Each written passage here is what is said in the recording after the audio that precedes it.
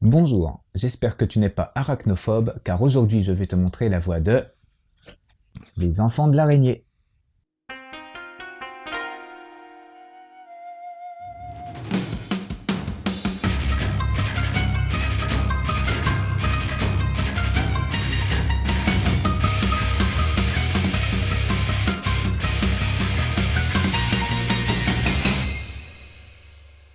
Dans un futur ravagé par une guerre nucléaire, l'humanité survit dans des villes souterraines gérées tyranniquement par les militaires.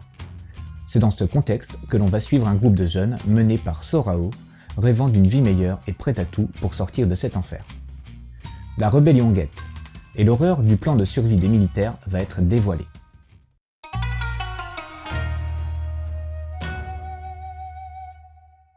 D'abord un peu rebuté par la couverture, qui est pourtant de belle facture et finalement plutôt jolie avec du recul, bref, ne jamais juger au premier regard, le dessin de Tamura Mario a su m'accrocher dès les premières cases.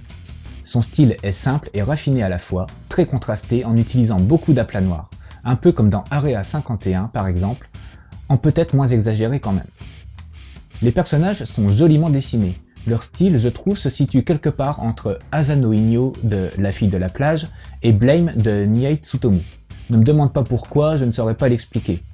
Peut-être dans les regards des personnages pour l'un et dans certaines tenues pour l'autre, je dirais. La mise en case reste dans la simplicité. Pas ou très peu d'effets de sortie de case ou autre joyeuseté. Ce serait de toute façon superflu. L'ensemble baigne dans une atmosphère qui a un petit cachet rétro et qui n'est pas pour me déplaire.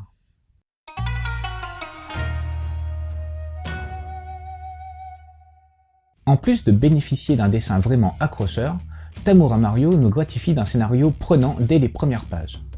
Bon, j'ai tout d'abord cru qu'on allait vers un Akira-like vu le contexte post-apo et le fait qu'on suive une bande de jeunes en pleine rébellion, mais il n'en est rien. Encore une fois, j'ai jugé trop vite.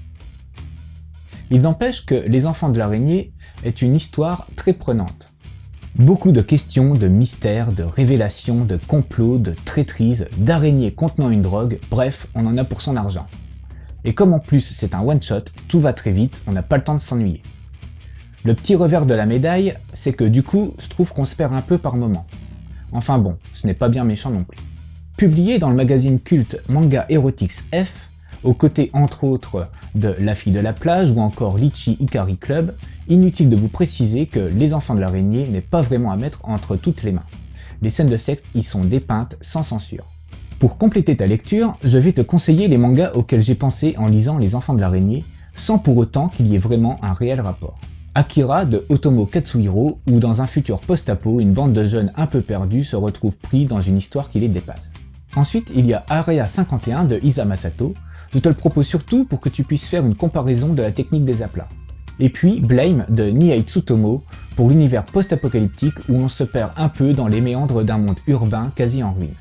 Voilà, c'était Joyson, j'espère que cette petite chronique t'a plu et qu'elle t'aura donné envie de lire Les enfants de l'araignée. Je te dis à bientôt et surtout, n'oublie pas de suivre la voie du manga.